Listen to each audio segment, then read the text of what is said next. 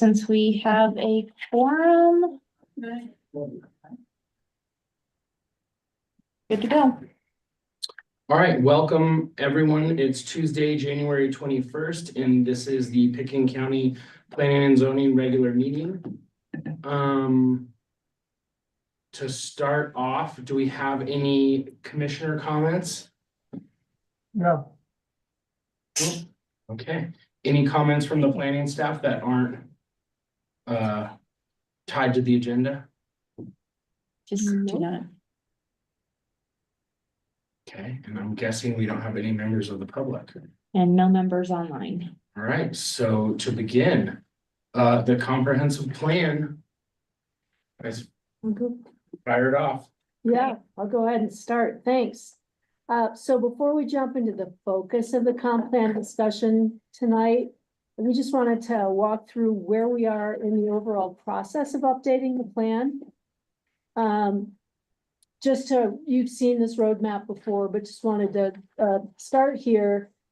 As you know, in the summer, we spent time pulling together existing conditions, really establishing a baseline for where we are today, to give us a place to start where we go from here. We pulled together a county plan inventory, looked at existing conditions and future trends, and also put out a community value survey. And then August through October, during the fall, we worked on topic area groundwork, basically worked with some subject matter experts in meetings, and hosted a community workshop, an open house, and where we got some great feedback. And then also met with the work group and the P&Z in September and October, basically to help provide input on that, on developing the topic areas. Since then, we've been working on refining the policy direction for the comp plan.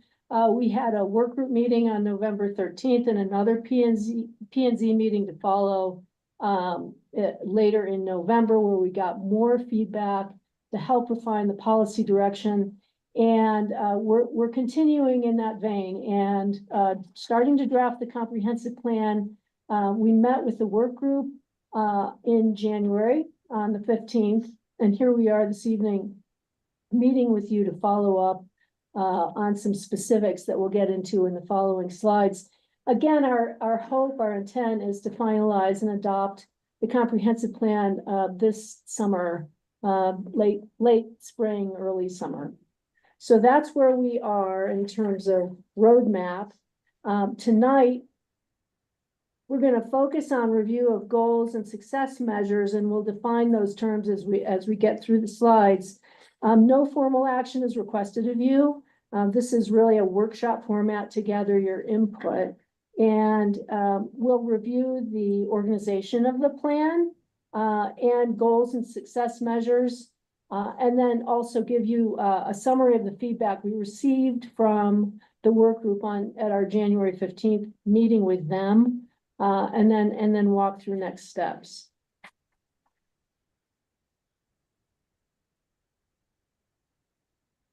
So again, to remind you, you've seen this before, but we wanted to talk about areas of input that are driving the development of the draft Vision 2050 goals and success measures that you're going to be looking at this evening.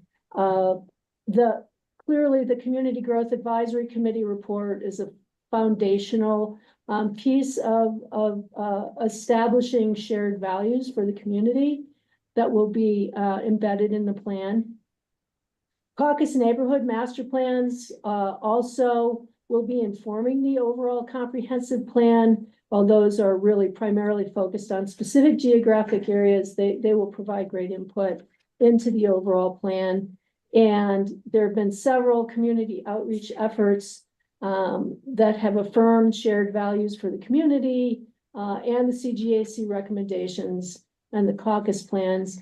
And then finally, there are a lot of supporting county plans that have been developed recently that will be also informing the comprehensive plan, and the comprehensive plan will in exchange be supporting some of those plans around hazard mitigation, wildfire protection, road management, and other plans that exist today.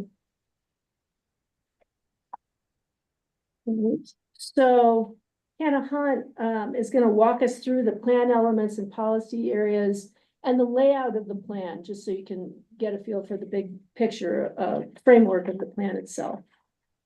Great. Yeah, you've seen this image or something similar to this diagram previously. So the top are the plan elements, which are kind of the organizing content, organizing chapters of the plan. What's different here from the last time you saw this is that we combined community and economic health, which just felt like that was a really intertwined, both from a strategy standpoint and policy standpoint. So that's a combined chapter.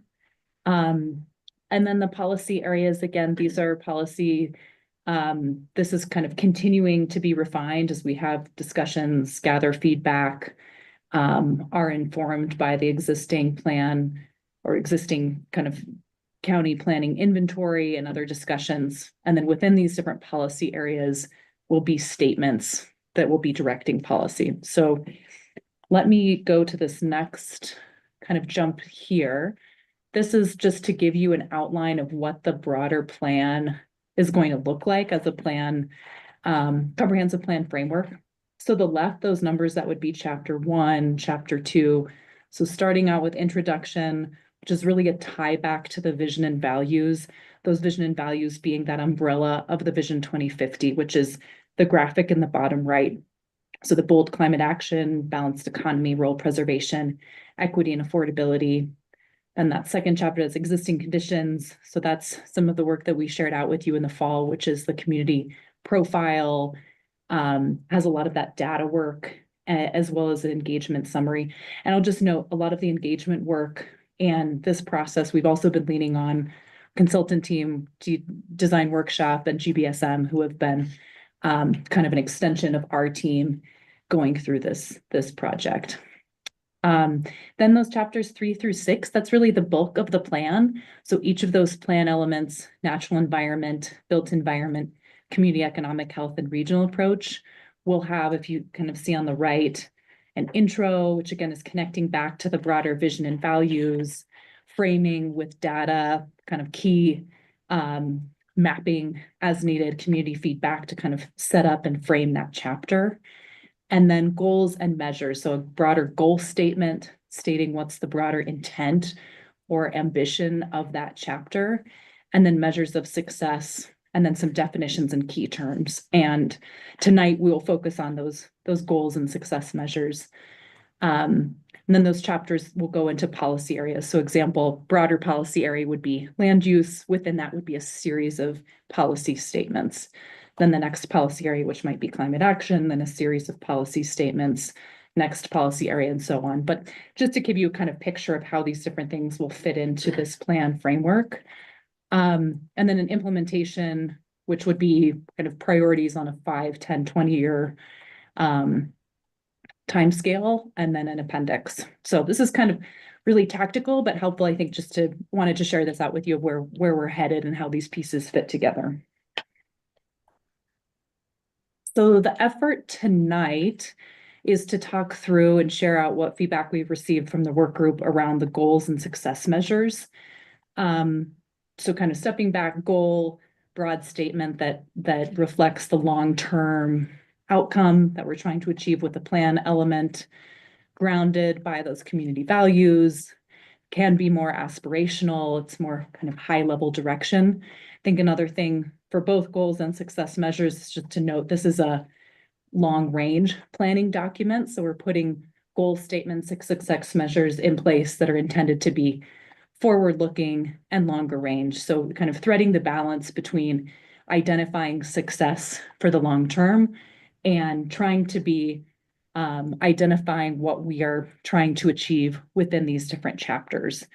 The dynamic is that we want to be both specific enough that it's understandable, not too aspirational that it's unachievable, but also not get into a trap where it's too specific and becomes obsolete really quickly, like a planning statement that's trying to make a plan for 2030, which we know will is coming in just a few years. So that's kind of the balance of this approach. Success measures are informed by community values, aiming to be quantitative as possible. And Suzanne, thanks for being a part of the work group discussion last week. That was a big feedback of trying to really get these to be specific and quantitative as the measures allow.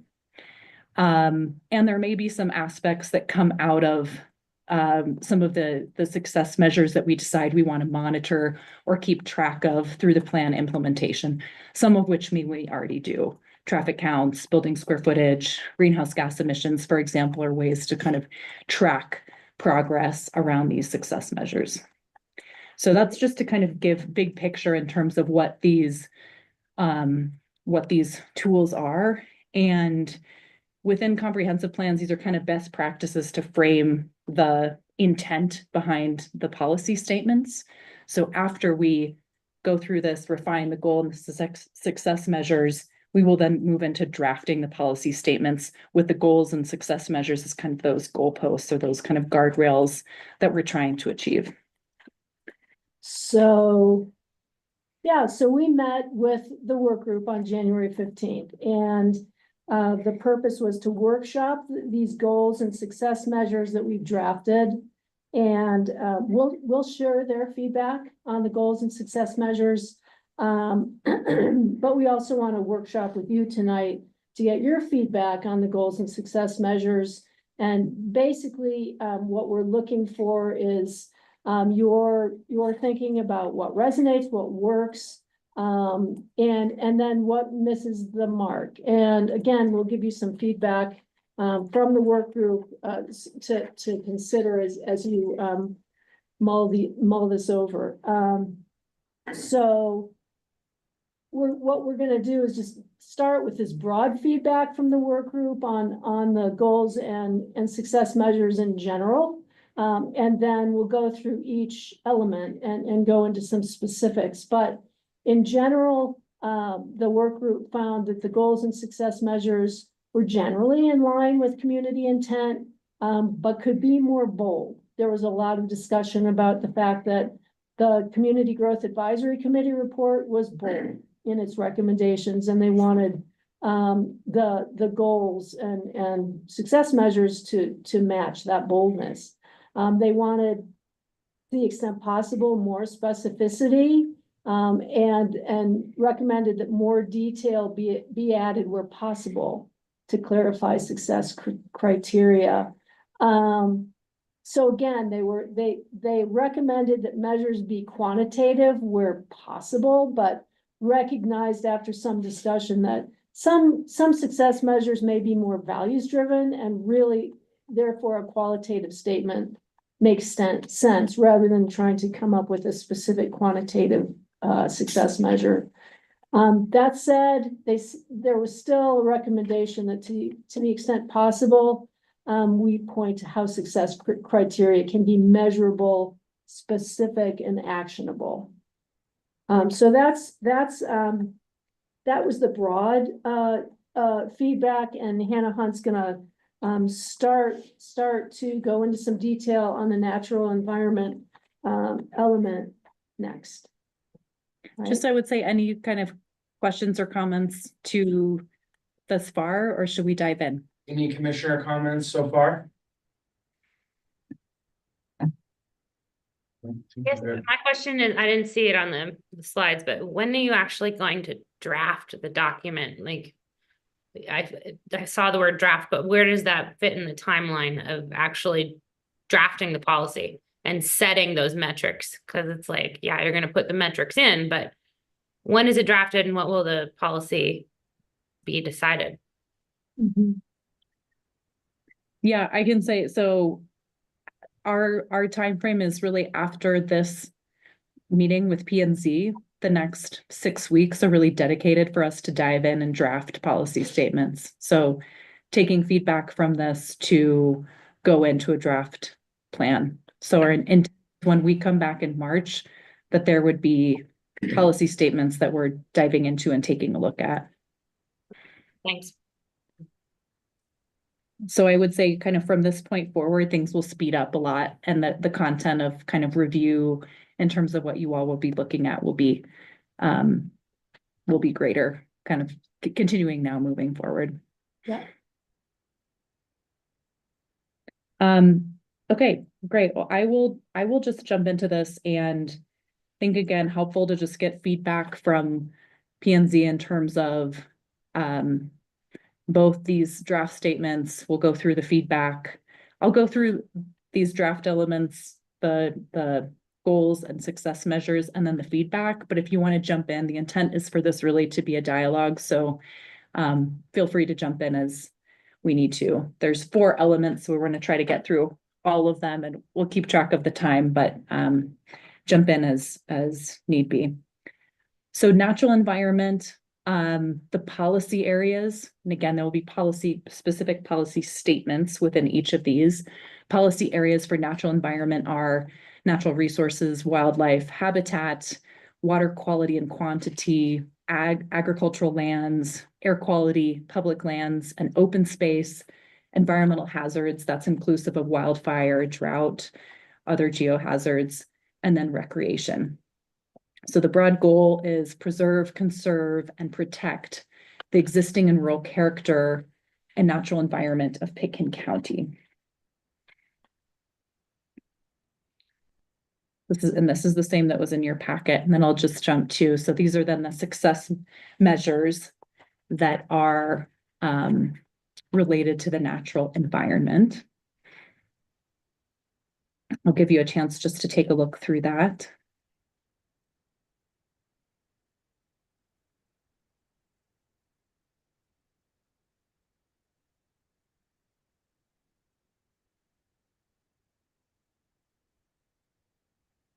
And then I'll move to the feedback, unless there's any kind of gut comments you want to jump into right now. Just feel free to stop me. And actually, I'll just add that the goal statement is really something that it's a long-standing goal that's been identified in caucus area master plans and land use policies for decades. So there's not a real departure from current goals with this statement.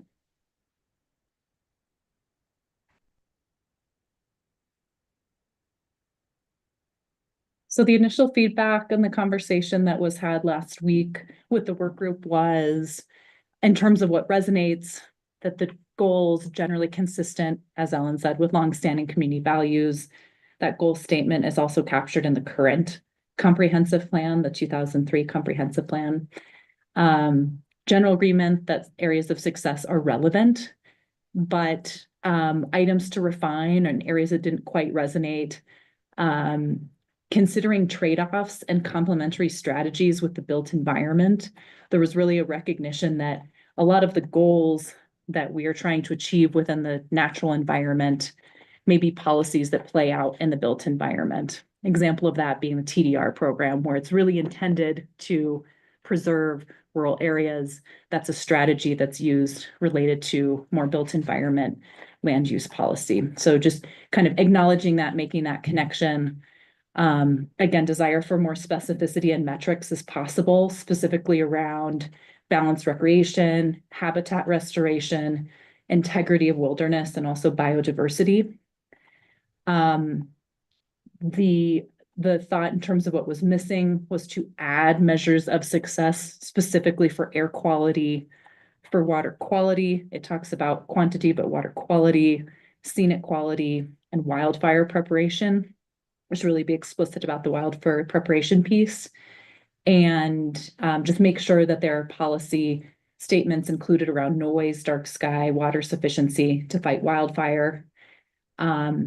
And then add definitions or kind of key terms to this to clarify what is meant by resilience, critical habitat, and adaptive planning.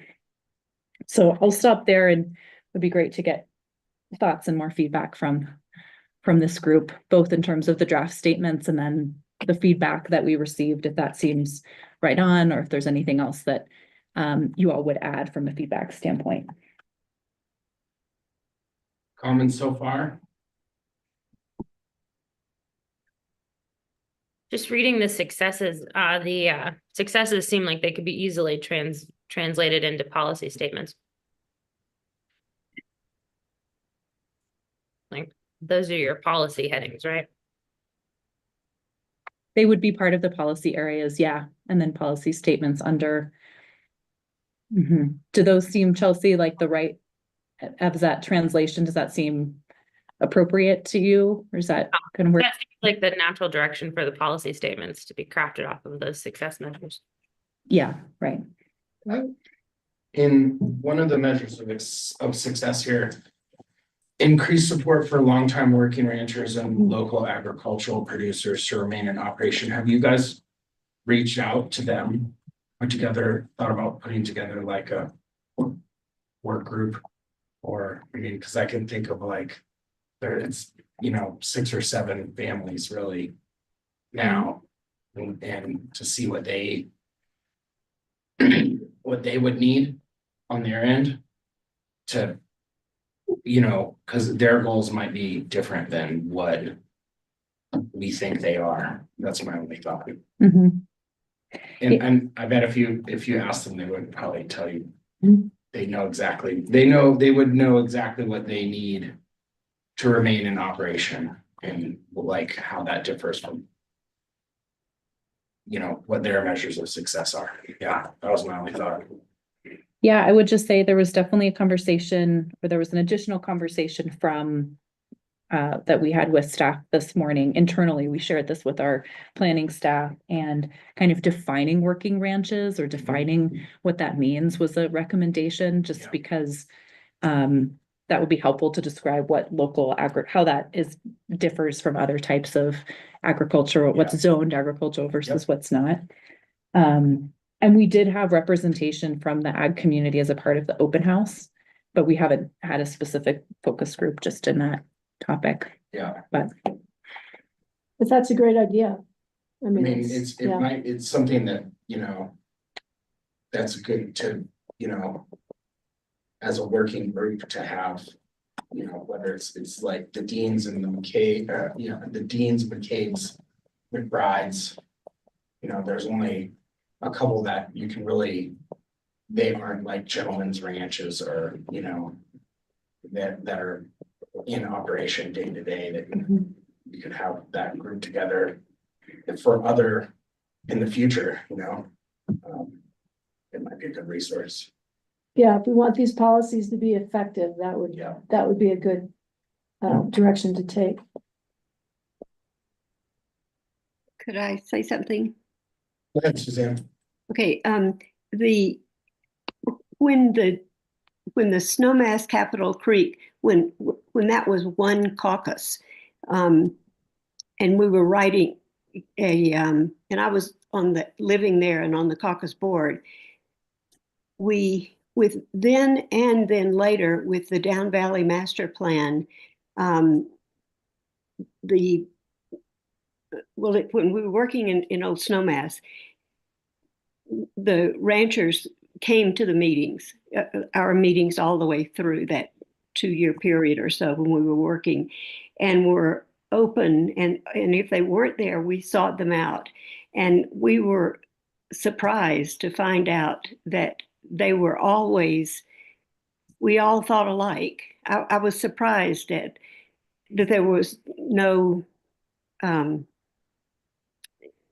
discomfort with the kinds of things that the county, the Planning and Zoning Commission was talking about doing. And then in the Down Valley Master Plan, during that time, there was a very active and outgoing, outreaching planning commission. And we were, I think, in the process of going out. We would literally go to the Woody Creek Master Plan meetings when they were trying to write a master plan, and there was a big row between the county and Woody Creek at the time. And Woody Creek had drawn up a secession map, and they were hell bent to get out of the county and all of that. Some planning members started going out to those meetings and talking to people directly and helping them learn how to put their thoughts into their own master plan. And that included sitting down with some ranchers at their kitchen tables and talking about what they wanted. The language was colorful in some of those discussions, but it helped. It helped a lot. It helped us really understand what they wanted. So I would welcome, as you were saying, Zach, having some input from those people who will be affected by this. And certainly, John McBride has been very involved with such planning before, and I'm sure that his family would have a lot to say about what increased support, appropriate support might be. And now they might want to talk about wolves. Hmm, Mhm, yeah. For sure. Mm.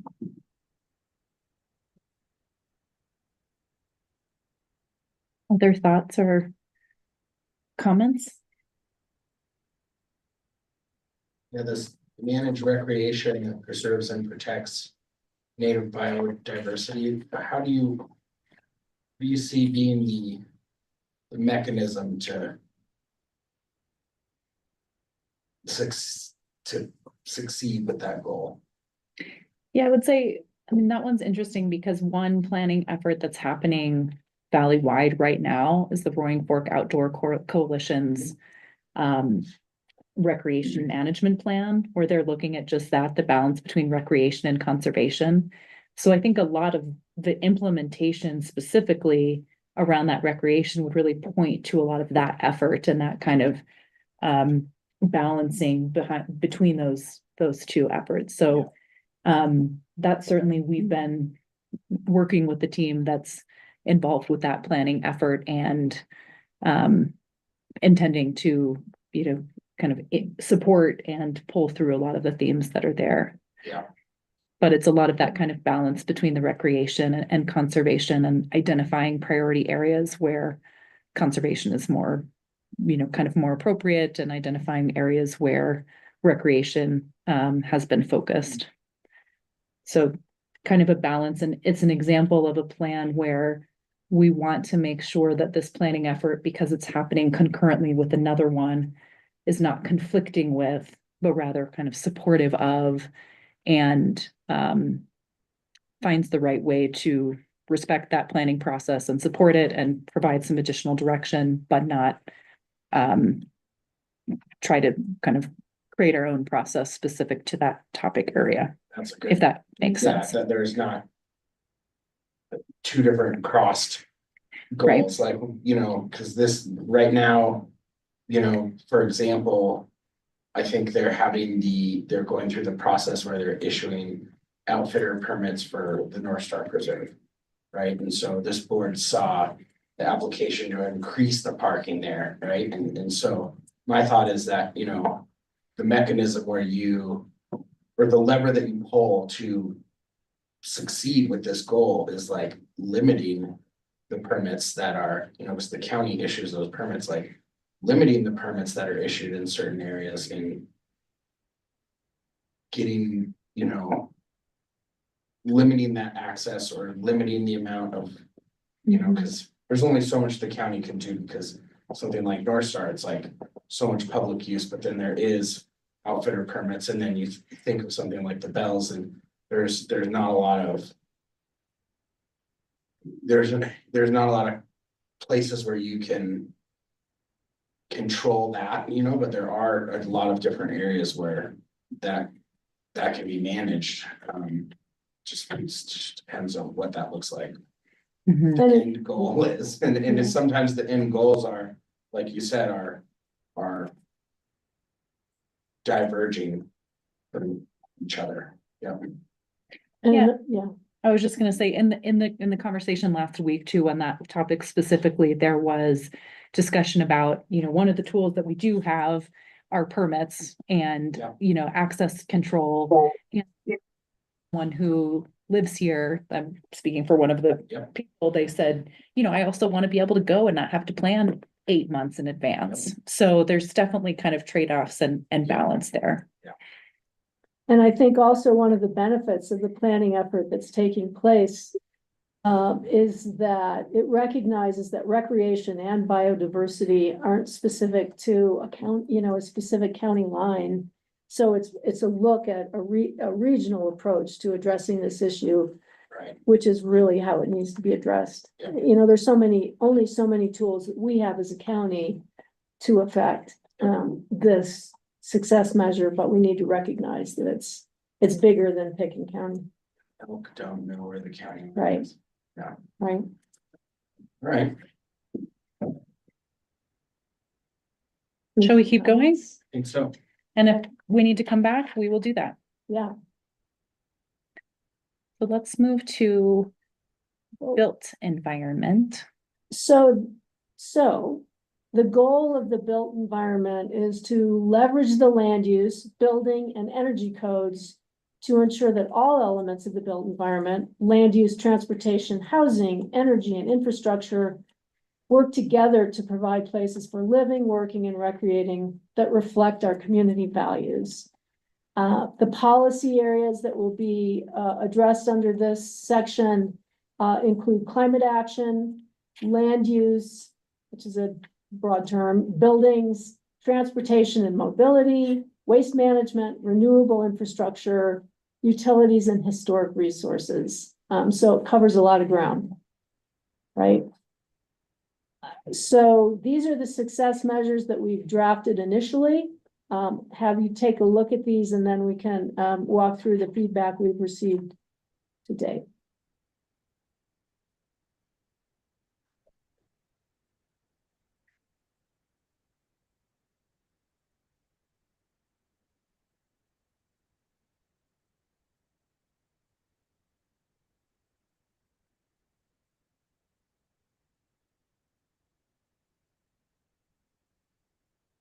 Let me know, are we good?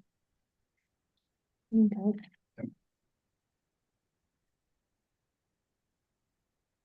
So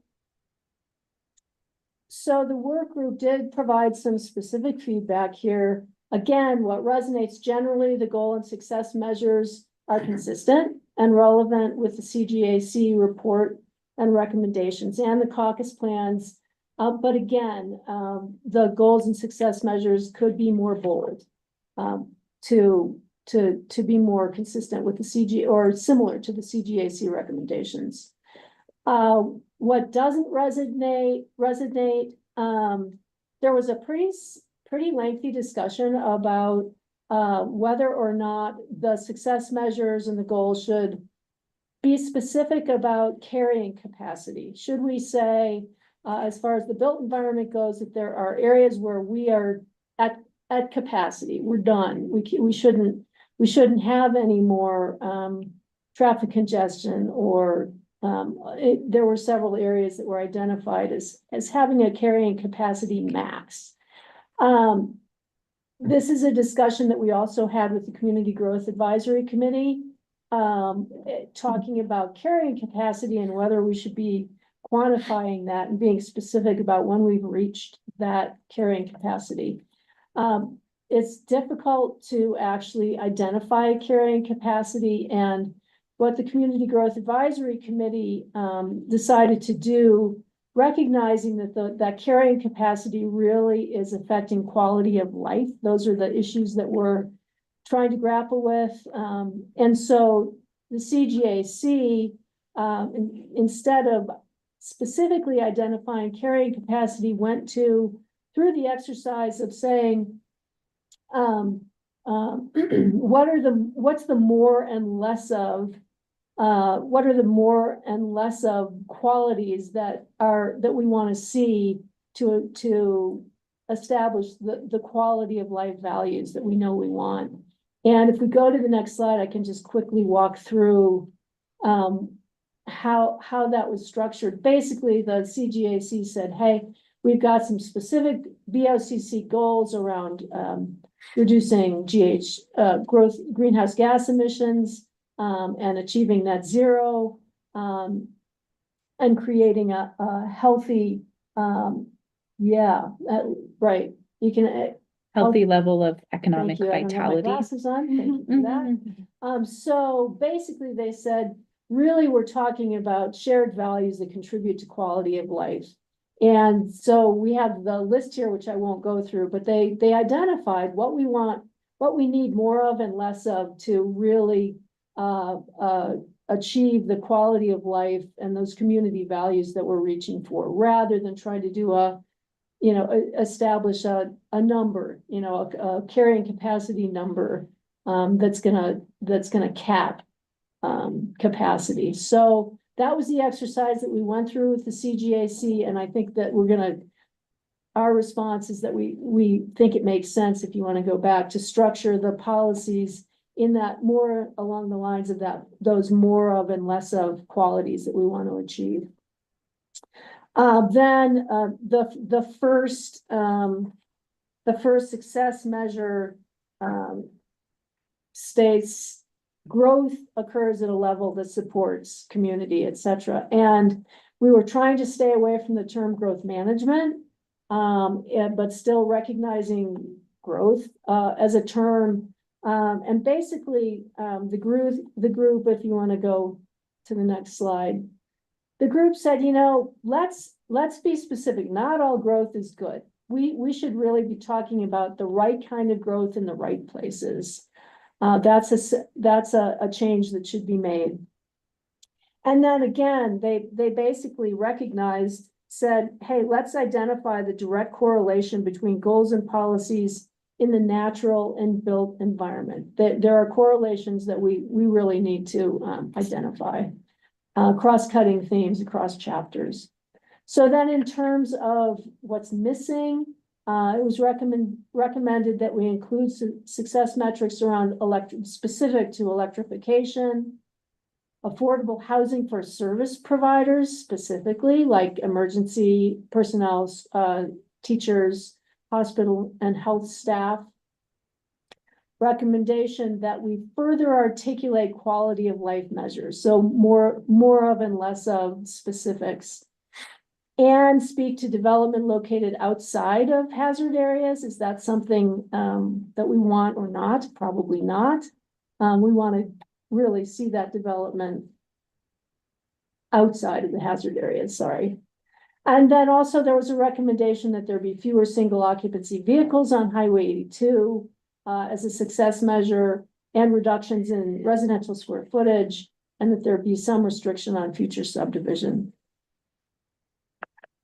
Right, and again, there are definitions that we're going to want to build into the built environment discussion as well, because there's some terms that would benefit from some refinement and definition.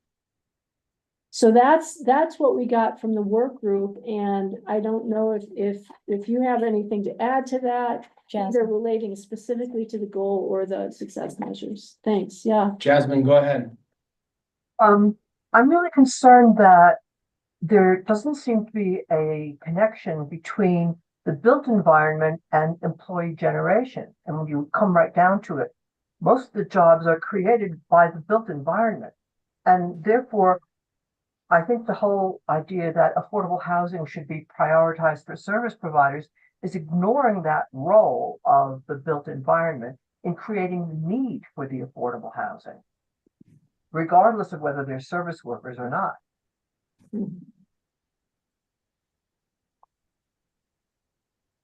And I guess just to kind of question to that, Jasmine, is that kind of an acknowledgement to kind of set up and frame this discussion?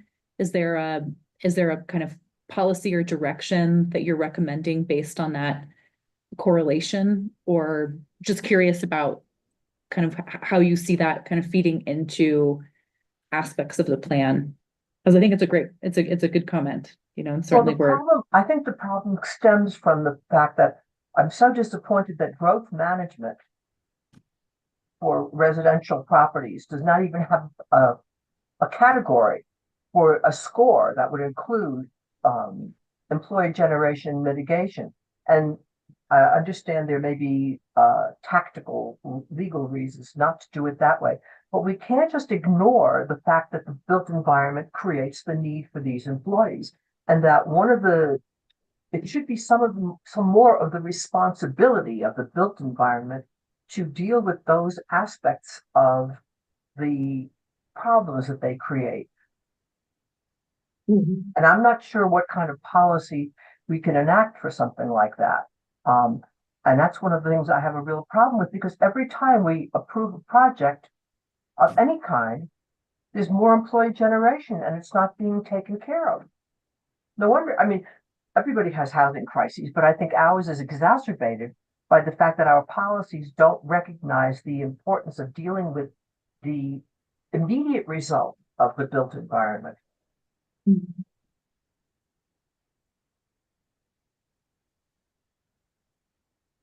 Yeah, no, that's an excellent point. And it also points to the fact that there are cross-cutting themes across chapters, and something that we may also want to address in the economic health section of the plan. But I think that you're right, that there needs to be some acknowledgement in the built environment as well. Are there other comments? Go ahead, relating- Suzanne. Yes, Ellen, when the CGAC was meeting, the things that we're talking about right now were hammered away at. You know, the data that was collected, the recognition of how many workers it requires for a single house every day of the year, even when people aren't in the house. So I know that was recognized by CGAC. I'm not sure where we're losing it in here. Mhm. I don't know where just what Jasmine was talking about was Yeah. a main feature of the CGAC discussions. There were some specific recommendations in the CGAC report that point to the need for some land use code amendments to address the issue.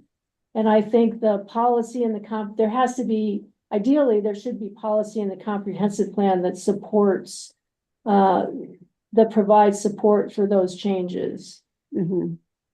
I don't think it makes sense to have some specific code changes in it's not, we shouldn't have specific code change recommendations in the comprehensive plan, but we should have some policy that provides support for those changes. So it's a good point that we maybe don't have anything specific enough right now. But I'd love to hear comments from other planning commission members as to whether that's something that's an addition we should make.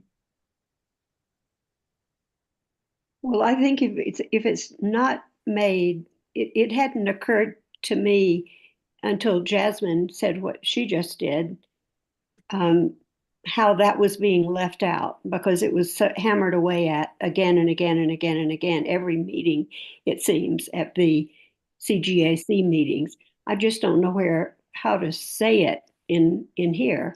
And there was one other word that came to mind that came up several times in that work group meeting last week, and it echoed the same word that had come up in CGAC meetings, and that was the recognition of intensity. That in many cases it's not we can't point to the numbers, but we can all feel the intensity. We know we've overdone it on the highway.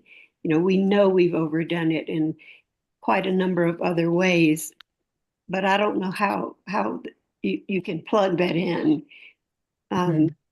It's one of those things that you know, but you can't point to it at any given moment.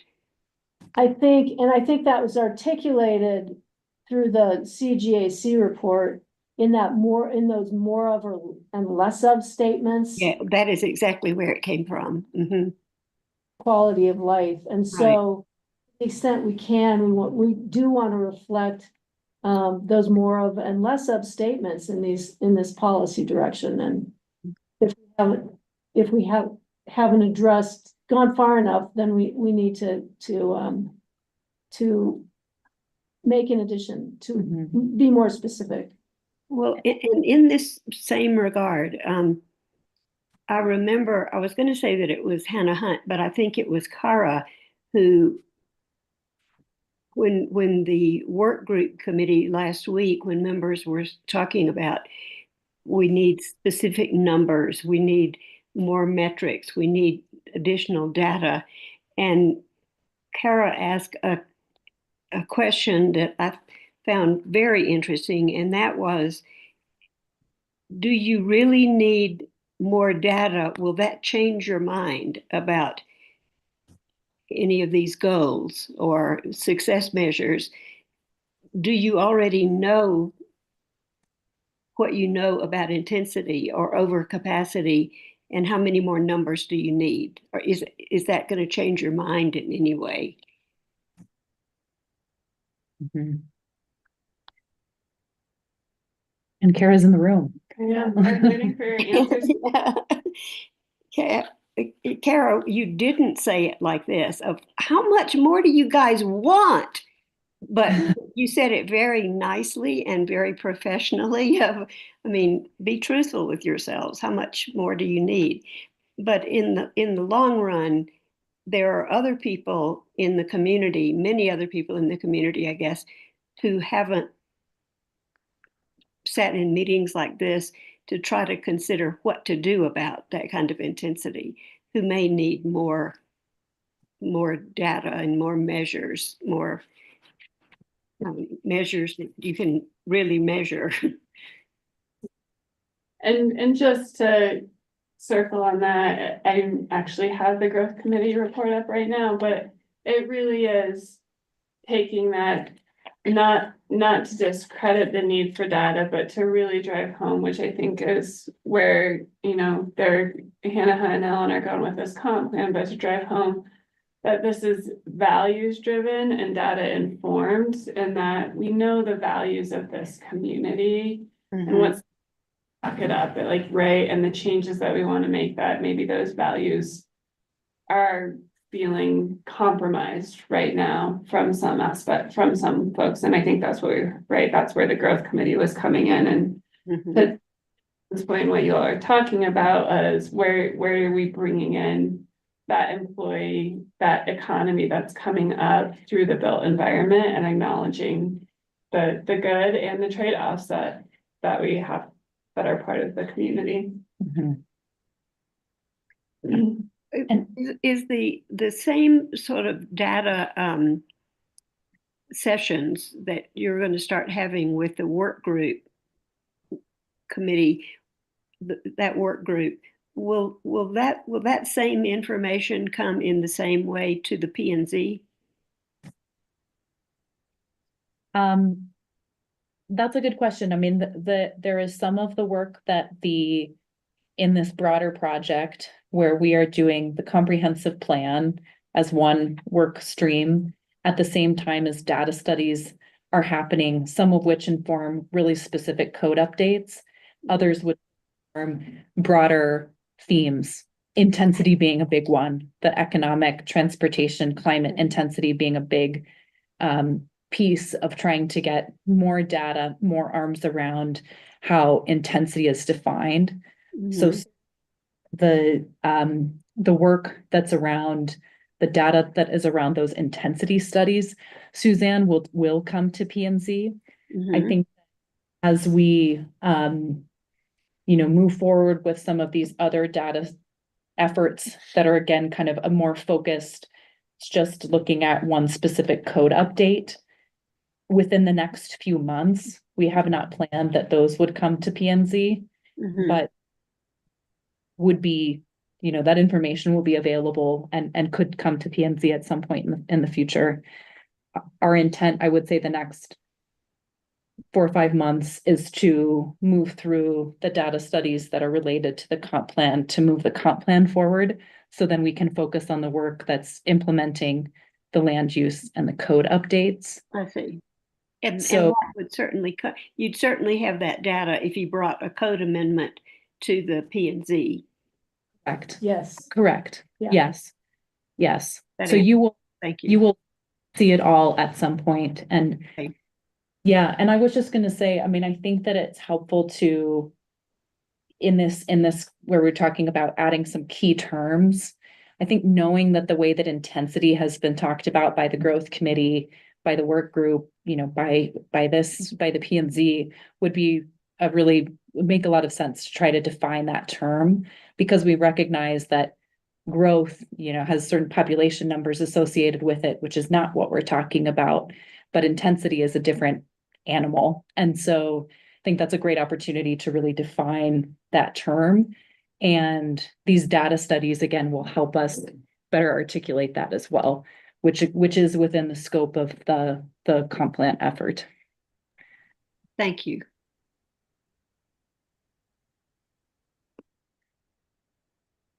Any other thoughts, comments? Yeah, I would just add, I mean, we have, as measures of success, we have reduced energy and water consumption in buildings, which is great. And then we have improved energy efficiency in existing building stock. And I would just throw out there improved building code for natural disaster resiliency. I'm just putting on my Jeffrey wildfire. Yeah. And just seeing what is going on in California and, you know, and how we can get ahead of what that looks like, what that code language looks like. I have no idea, but I know that, you know, there's still a ton of homes in Pickens County that have wood shingle roofs that their insurance companies won't give them insurance, but they can keep replacing the wood shingles with wood shingles when there's like a ceramic fireproof Yeah. product out there that their insurance company will pay for them to put it on there. And we're still in this loop that is like now in what the insurance environment is in Colorado and with a natural disaster environment. It's just how we can, if we're going to work on energy efficiency and water consumption and building energy efficiency, I would just put natural disaster resiliency as well into that, because that's just something in our code that if we got out ahead of it, it would pay off a lot in the future. Yep. Yeah, and I would just say, I think that the wildfire specifically, really all of the natural hazards, but specifically wildfire, will show up in different policy sections in all 4 chapters. So in the natural environment, really about the environmental hazard and adaptive planning aspect of that. Yeah. The built environment, more about hardening and defensible space. And the community and economic health, it's more about public safety and kind of emergency response. And then in the regional, it's more about the regional kind of coalitions working on that effort. So we heard that loud and clear, and the intent is to have that really infused in different areas, and something for us all to just make sure as we're moving through the kind of implementation plan stage of what are the priorities and how does that, you know, play out in terms of code. I'm just talking specifically to building code here. Yeah, got it. Just because now Yeah. with new technologies, there's concrete siding that looks like wood. Yeah. There's ceramic roof shingles that look like wood, and encouraging or how we sort of get on the forefront of that, where these new houses that we are building in wildfire areas have less material that will burn on the outside of them. Yeah. Yeah. No, that's excellent. Thank you. Any other comments until we go to the next section? Okay. Okay, let's go to community and economic health. So the policy areas, the scope of this chapter will cover the following policy areas: access to quality of life resources, full cycle or lifelong services. These 2 are a lot coming from the work that Health and Human Services does and public health, kind of from a county branch standpoint. Social equity, economic sustainability, local food, commercial and tourism, public safety and emergency response, and hazard mitigation. So the broad goal here is Pickens County is a healthy, balanced and inclusive place with an economy that supports a sustainable year-round quality of life. That's the draft statement. And then the success measures for community and economic health are these, and I'll let you read them.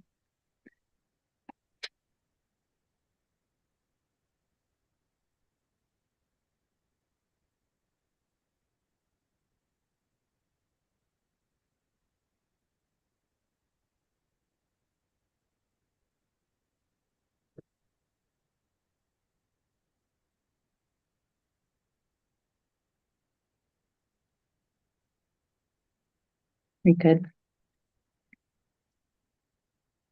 So the feedback from the work group was that, again, kind of generally consistent with intent from CGAC and caucus plans.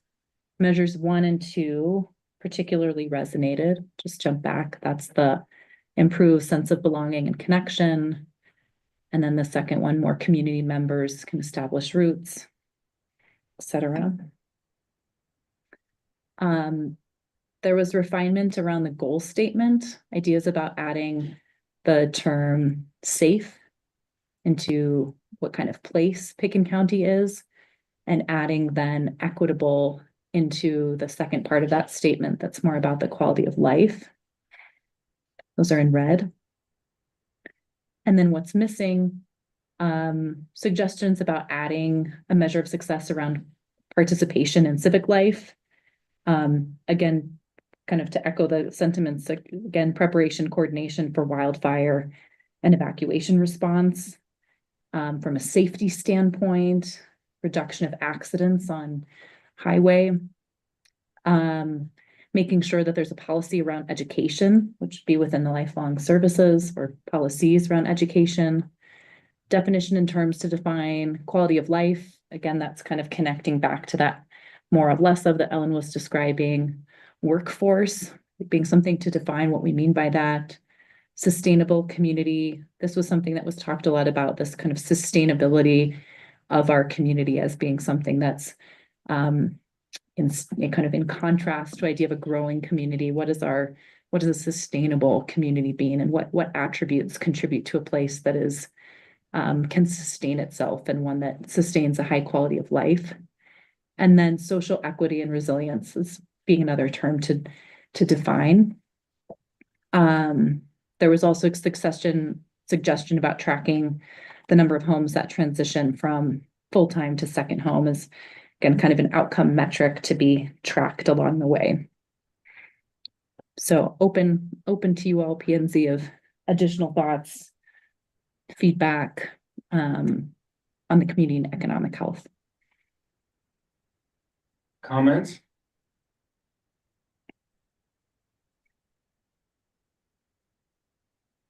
I would just say safe and equitable are very tough to define. And is that why those words are in red, is because they weren't sure whether they should be included, or they weren't sure whether they should be added, or they needed more? The safe and equitable were suggestions to add. Yeah, Okay. so the idea was to include safe because physical safety and public safety is an important component from the discussion. And then the term equitable was also specifically suggested to describe kind of a community that works for a larger group of people, is aware of inequities, and is aiming to support a broader kind of equitable community. So those, what is in red, were suggestions to be added. My only thought is that, I mean, my guess is that safety wise, well, and I'm not sure which metric, but that Picken County safety wise is very high. Well, the same, you know, I guess, are we talking about is safety wise, like what metric for safety? That's, I guess. Are Yeah, we talking about crime rates, or are we talking about Or were you talking about just the health of the community? I think it gets at a variety of things. I mean, I think talking about some of the, public safety from a natural hazard standpoint certainly falls into that. Public safety from a driving on the highway Yeah. falls into that. Yeah. From a crime standpoint falls into that too. Again, like you said, like maybe is less of the kind of what that's really trying to highlight. Right. But I think there's a variety of kind of physical health, what aspects of me and the public. Yeah. Both from a natural hazard standpoint and again, kind of other hazards. And I would say that the hazard mitigation plan that Pitkin County has put together identifies kind of the main risks. Mhm. And the main risks are natural hazard related risks. One that's not a natural hazard, for example, is like cyber threats. Right. So that's a little bit more abstract, or less kind of physical safety. But I think the intent is that this is getting at a lot of those kind of risks that may threaten public safety. And do you have any additional I was thoughts on just that, gonna Ellen? say there was definitely some focus in addition on the Highway 82 Yeah. aspect relating to safety and enforcement. So, I would just define, I would think we need a little bit more to Mhm. flesh that out a little bit more, because obviously we live in a community that has some of the lowest crime rates in America, so it's very safe that way. right, But then driving on Highway 82 is extremely dangerous. Mhm.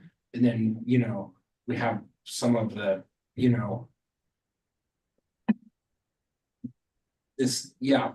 then we have a lot of, people in the community who take a lot of measured risk, right? And so there's like there's a big balance to all of that, so. I would just sort of flesh out what we mean by that, like. Yeah, good opportunity to define that Natural term. disaster for sure, very Mhm. high, yeah, commuting, like. Very high, but then. Property crime or, something like that, very low, so. good Yeah. point, thank you. And then I would also say that we recommend that we not only track. Homes that go from Oh, sorry. being full-time to. Second homes, that we track the reverse. As well. Cause I think I see that as that trend being much more important. And I see that more often too, so Mhm. that having a bigger effect on our. Traffic situation, Mhm. Economic health, community health, the fact that we have a ton of. Second homeowners who are now full-time Yeah, residents. the balance Right. between full-time and second home. Yep. As being yeah. Got it. Mhm. Any other comments?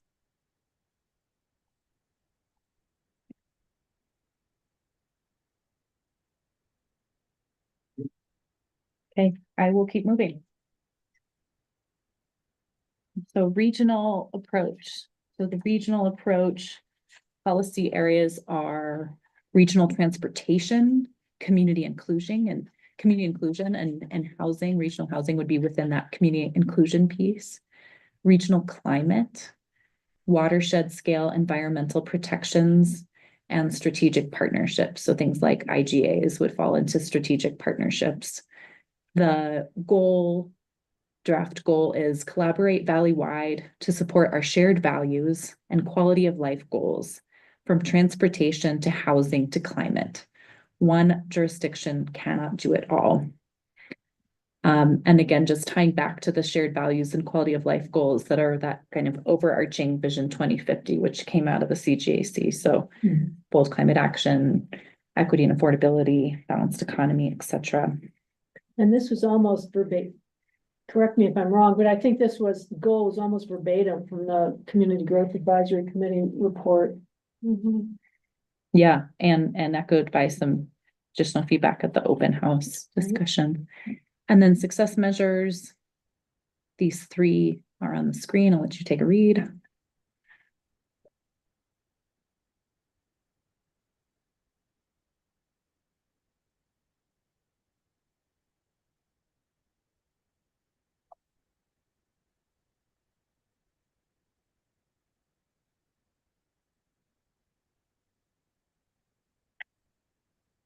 I'm hoping my reading pace is the same as yours, so I'm moving to the next slide. But stop me if we need to go back.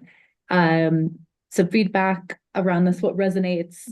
I think the discussion here was really that regional collaboration is really critical. I think that the inclusion of this chapter, there was just discussion that this should be present and the plan should define bold strategies.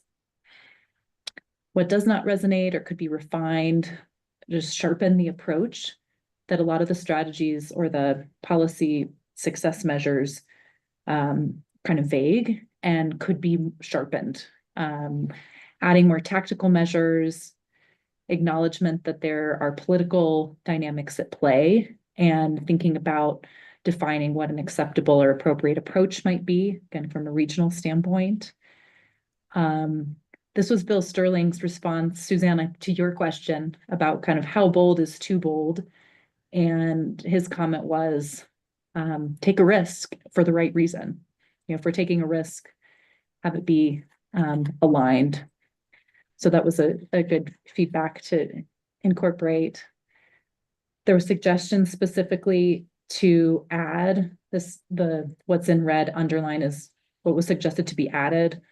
Collaborate valley-wide to design and implement systemic solutions to support our shared values, quality of life goals, from transportation, housing to climate. What's missing? The regional housing piece isn't called out specifically, and that was acknowledged that is essential for affordable housing success valley-wide. There was a proposal that Pickens County consider engaging in a regional planning authority to support bold regional transportation. And I'll just kind of, for reference, what that means is that an example of this is South Tahoe, that has a regional planning authority that connects different counties and municipalities to provide a organizing body, intergovernmental, to support transportation widely. So that would be like RAFTA, if RAFTA also had and was connected to the jurisdictions and had planning staff and was making transportation, land use, and planning decisions kind of all under one roof.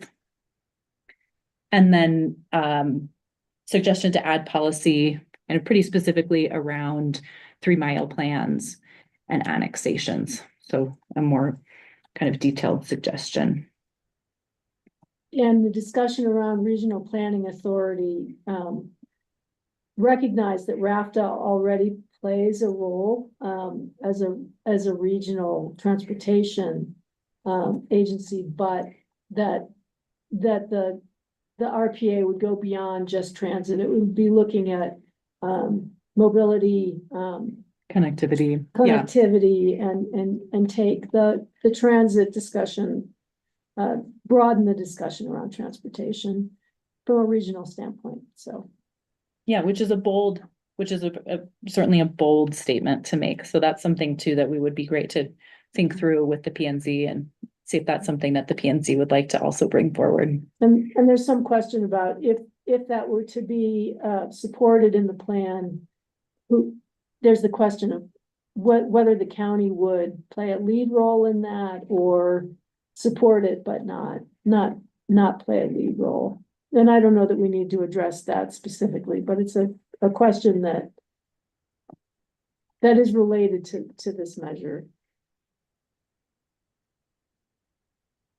Yeah, I mean, Pickens County needs to take a lead in creating there needs to be a Pickens County, a tri-county employee housing co-op or intergovernmental, whatever you want to call it, board between Pickens County, Eagle County, and Garfield County, where the resources are pooled for a collective goal, where Pickens County can lead and tell Eagle County and Garfield County, or ask them, if they have the open space, then we have some of the capital to build these units or pool our resources together. Because Pickens County's the room that we have to build more employee housing is shrinking. And and if we could, and I, obviously, it's an extremely complicated endeavor, but that's really what the long-term solution to more employee housing is having like a tri-county board where we can ask Garfield County and say, hey, if we dedicate more financial resources to this project, will you dedicate more land to this project? Because you're the ones that have the open space or that have more of the opportunity to build units. And then all of a sudden, our ability collectively, tri-county, to build more units that are cost effective would go through the roof. So if we're going to take risks and we're going to have a regional approach, that would be the one that I would throw out there. And I think Pickett County would have to take the lead on it, and maybe nothing happens, but maybe something happens, especially if, yeah, that's it. Any other comments?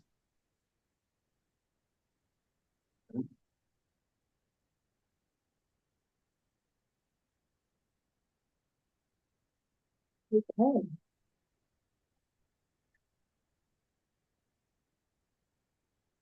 If you all have additional comments after this discussion and you want to share those, feel free to do so. And So then, yeah, do please reach out if you have anything else that comes to mind after the meeting. Just let us know. Give a call, come in, send an email. And so here, again, we're just coming back to the roadmap, where we go from here.